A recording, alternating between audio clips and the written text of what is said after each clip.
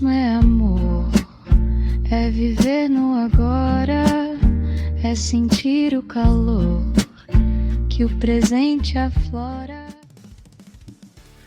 Olá a todos, sejam bem-vindos ao meu podcast Grandes Mentes do Ateísmo. O podcast Grandes Mentes do Ateísmo ele é focado em pessoas que mudaram o mundo ateu, né? O que nós entendemos como ateísmo moderno. É importante talvez destacar que esses nomes não necessariamente significam pessoas que contribuíram diretamente, mas que foram importantes, como Carl Sagan, Albert Einstein. Eles não eram pessoas necessariamente ateias publicamente ou declaradas. Mas esse podcast também dá um foco muito forte a pessoas que contribuíram fortemente, como o neoateísmo, Christopher Hitchens, Sam Harris, Richard Dawkins, que é largamente conhecido. Então, nesse podcast, eu convido vocês a fazer uma viagem no tempo e talvez, às vezes, filosófica sobre o ateísmo, né? Como que o ateísmo evoluiu, né? Quais são as questões históricas. Mas também eu queria convidar vocês, né, aproveitando essa introdução do podcast, para conhecer os meus livros, né? São vários livros na Amazon. Eu queria recomendar para vocês especificamente agora A Revolução Ateísta. A Revolução Ateísta é um livro que eu dediquei especificamente ao ateísmo.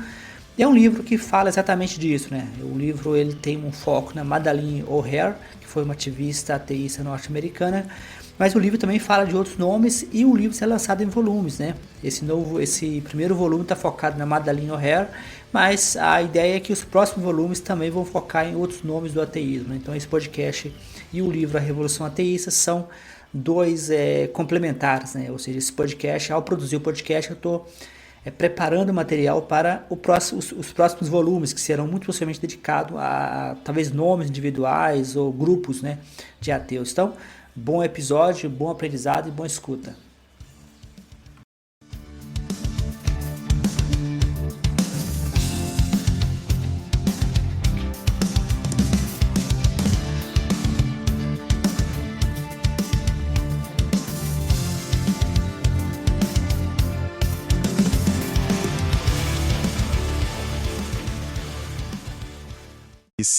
E se uma das figuras mais famosas do feminismo, do abolicionismo, do livre pensamento do século XIX? Alguém que era mais célebre que a Elizabeth Cady Stanton e a Susan B. Anthony, né, no auge. Exatamente, alguém no auge da fama, tivesse sido, quase completamente apagada da história. É uma daquelas histórias que nos fazem questionar tudo o que a gente acha que sabe sobre o movimento. Não é só um esquecimento, sabe? É quase um apagamento. É quase um apagamento deliberado. A história dela é um estudo de caso perfeito sobre como a memória histórica é construída. Exato. A gente está falando de Ernestine Rose, e nosso mergulho hoje é guiado pela biografia The Rabbi's Atheist Daughter, da Bonnie S. Anderson. A missão aqui é entender não só quem ela foi, mas por que uma figura tão proeminente virou uma nota de rodapé. E como você disse, como isso revela esse processo seletivo da própria história. É um lembrete, né, de que a história não é um registro passivo dos fatos. É um processo ativo. É um processo ativo de seleção.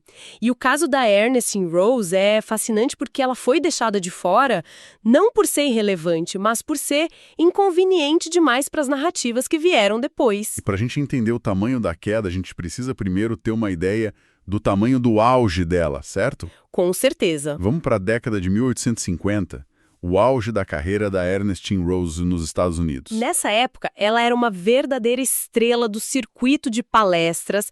A biografia descreve ela como uma oradora, hipnotizante, conhecida como a Rainha da Plataforma. A Rainha da Plataforma. Ela viajou por 23 dos 31 estados da União, falando para multidões. Isso era impressionante para qualquer um. Imagina para uma mulher imigrante naquela época. E ela não falava de um único assunto.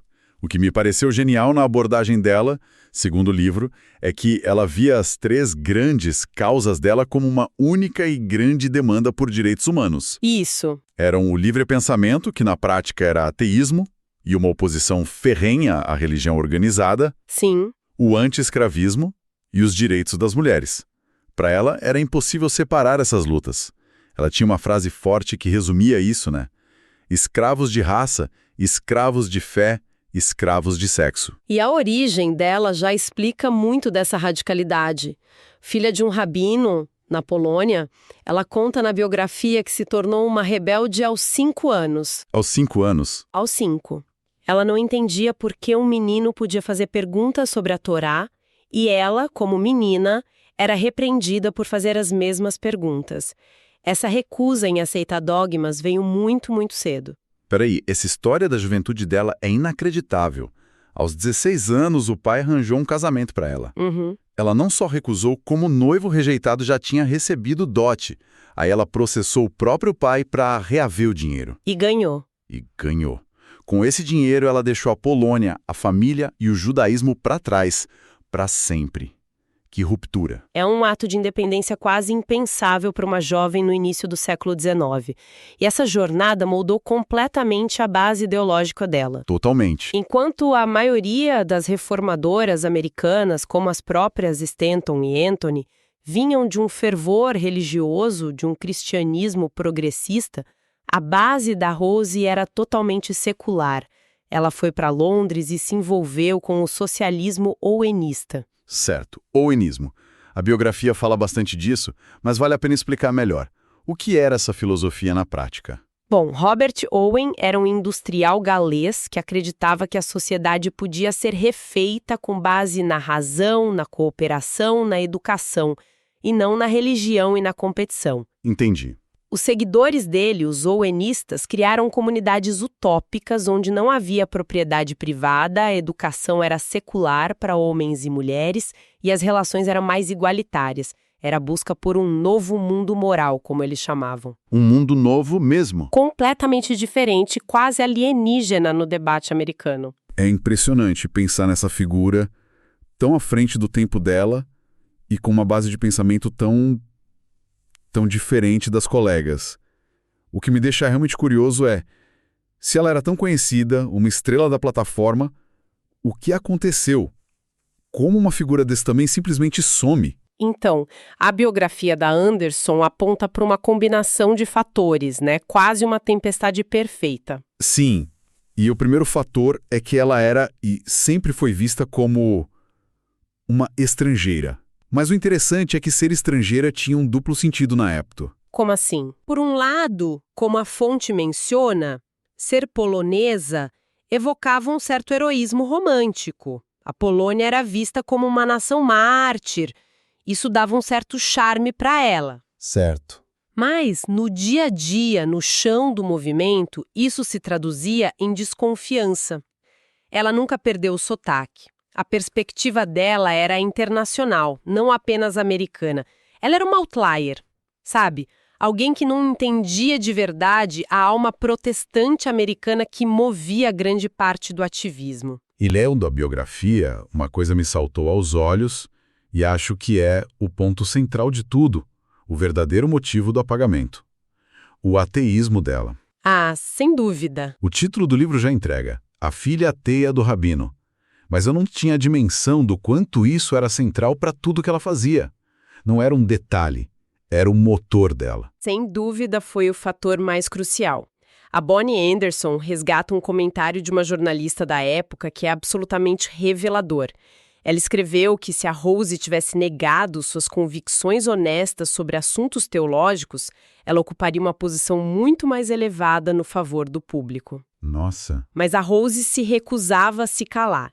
Ela atacava a religião organizada como a principal fonte de opressão, especialmente para as mulheres. Isso alienou ela não só do público geral, mas de aliados cruciais. E isso incluía as próprias feministas, certo? Exatamente. O movimento sufragista, para ganhar apoio político, precisava de uma base ampla, que incluía mulheres religiosas, igrejas progressistas. A radicalidade ateia da Rose era vista como um risco. Uma ameaça. Uma ameaça à reputação do movimento. A coisa chegou a um ponto que a biografia relata que a Susan B. Anthony foi formalmente aconselhada a não permitir que Ernestine Rose subisse na plataforma das convenções dela. Peraí, isso é muito forte. A gente está falando da Susan B. Anthony, um dos maiores ícones do movimento, sendo pressionada a barrar outra pioneira por causa da religião? Exato. Isso mostra que a briga interna era talvez tão ou mais feroz que a externa. Com certeza. Mostra o pragmatismo político se sobrepondo à solidariedade. E a situação da Rose era ainda mais complexa. Ela era uma minoria de em vários frontes. Como assim? Um exemplo incrível disso foi o conflito dela com o jornal ateu Boston Investigator. Ela colaborava com o jornal, mas quando eles começaram a publicar artigos antissemitas, ela, mesmo tendo abandonado o judaísmo, os confrontou publicamente. Uau! Pense na posição dela. Uma ateia defendendo judeus para um público de ateus antissemitas. Ela simplesmente não se encaixava em nenhuma caixa. É uma posição de uma coragem intelectual imensa. E diante de ideias tão radicais, ela devia ter uma imagem igualmente radical, certo? E aí que está uma das estratégias mais fascinantes dela, que a autora destaca. Pelo contrário, Não? consciente de que as ideias dela já eram explosivas, a Rose cultivava uma aparência extremamente convencional e respeitável. Usava vestidos sóbrios, escuros, sempre com colarinhos e punhos de renda branca impecáveis. Ela se afastava de qualquer polêmica visual. Como o famoso traje bloomer, por exemplo, que outras feministas usavam. Exato. E para quem não conhece, o traje bloomer era um tipo de calça folgada usada por baixo de uma saia mais curta. Hoje parece algo inofensivo, mas na época foi um escândalo absoluto, visto como um ataque à feminilidade. Quase um travestimento, né?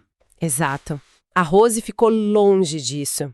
Além disso, ela fazia questão de ser chamada de Senhora Rose, usando o nome do marido. Isso conferia uma aura de respeitabilidade e rebatia a caricatura comum de que as feministas eram solteironas amargas que odiavam homens. Ela neutralizava a imagem para que a mensagem radical pudesse ser ouvida. Uma tática muito inteligente. Extremamente inteligente. Então a gente tem uma estrangeira, ateia, radical, mas com uma imagem pública cuidadosamente controlada. Mesmo assim, ela foi esquecida. Na prática, como é que ela foi sumindo do mapa ao longo do tempo? Bom, vários elementos práticos contribuíram para isso. Primeiro, um detalhe que a biógrafa aponta e que é de uma ironia triste.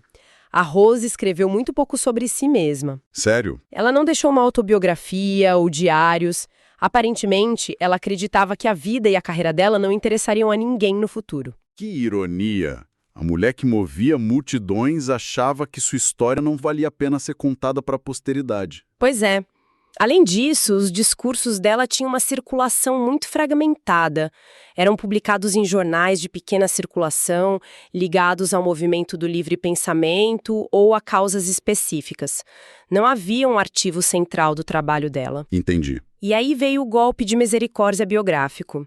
Em 1869, logo após a Guerra Civil, ela e o marido, já idosos e com a saúde debilitada, voltaram para a Inglaterra. E essa mudança foi crucial porque eles deixaram para trás um movimento feminista americano que estava no meio de uma briga enorme, prestes a se dividir. Precisamente. O debate era sobre as 14ª e 15ª emendas à Constituição, que dariam cidadania e direito de voto aos homens negros, mas não às mulheres. Certo. O movimento se partiu entre os que apoiavam as emendas como um passo progressivo e os que, como a Stanton e a Anthony, se sentiram traídas e se recusaram a apoiar o voto para homens negros se as mulheres não fossem incluídas. E a Rose, de longe, ficou de fora. Ela ficou de fora desse conflito definidor. Ela não participou da briga que moldou a geração seguinte do feminismo. E quem conta a história, fica na história. Exatamente. Quando a Stanton e a Anthony compilaram a monumental História do Sufrágio Feminino, a obra se tornou a principal fonte de memória do movimento por quase um século. O Velho Testamento do feminismo americano, né? Basicamente. E como a Rose não estava lá para contribuir, a participação dela é mínima. Elas tiveram que republicar um ensaio antigo de 1856 sobre ela. Pior, a própria Susan B. Anthony, anos depois, escreveu um verbete sobre a Rose para uma enciclopédia que, segundo a pesquisa da Anderson, era cheio de erros factuais básicos. Nossa. O esquecimento já estava em pleno andamento. É um apagamento que parece quase ativo, não é só um lapso de memória. A biografia cita um artigo de 1927 que dizia: Duvido que 1 em cada 10 mil judeus americanos já tenham ouvido falar dela. Impressionante. Em poucas décadas, ela desapareceu da memória feminista, da memória judaica, de quase todos os lugares. E se a gente conecta isso ao quadro geral, vemos por quê. A história dela simplesmente não se encaixava nas narrativas convenientes que estavam sendo construídas. Ela é inconveniente demais. Para um movimento feminista mainstream que buscava respeitabilidade, a figura da ateia radical era um problema. Para a história dos imigrantes, a crítica feroz dela à religião e ao nacionalismo não se encaixava no modelo do bom imigrante. Claro. Para a história judaica, uma apóstata que criticava publicamente sua religião de origem era impensável. Lembrar de Ernestine Rose exigia confrontar os limites e as hipocrisias de todos esses grupos. Era muito mais fácil, muito mais funcional, transformá-la numa nota de rodapé. É a seletividade da memória em ação. Perfeitamente. O Boston Investigator, aquele jornal ateu com quem ela brigou, fez uma previsão em 1871 que se provou assustadoramente precisa. E o que eles disseram? Disseram que ela seria devidamente apreciada em cerca de 100 anos. E levou quase isso para que historiadoras, como a Bonnie Anderson, fossem aos arquivos e, como diz a nota editorial que a gente recebeu, estragassem a conveniência do esquecimento. Então, o que tudo isso significa? Para mim, a história da Ernestine Rose é um lembrete poderoso de que a memória histórica não é só sobre o que aconteceu, mas sobre quais histórias são confortáveis de contar. Sim, figuras que desafiam narrativas fáceis, que não cabem em caixas, correm um risco enorme de serem silenciadas. Exato. A recuperação da história dela nos força a reexaminar os movimentos que a gente celebra, como o feminismo e o abolicionismo, e a reconhecer suas complexidades, suas contradições e, principalmente, as vozes que foram marginalizadas dentro deles. Mostra que não eram movimentos monolíticos, de jeito nenhum. As batalhas internas sobre religião, classe, origem eram tão importantes quanto as batalhas externas contra a opressão. E para encerrar, um pensamento para reflexão. A autora Bonnie Anderson destaca que, hoje, com o ressurgimento de fundamentalismos religiosos e debates acirrados sobre migração e nacionalismo, as lutas da Rose por livre pensamento, por direitos humanos universais e pela aceitação de estrangeiros parecem incrivelmente atuais, o que nos leva à pergunta: quantas outras figuras radicais e inconvenientes, como a Ernestine Rose, ainda aguardam para ser redescobertas nos arquivos da história?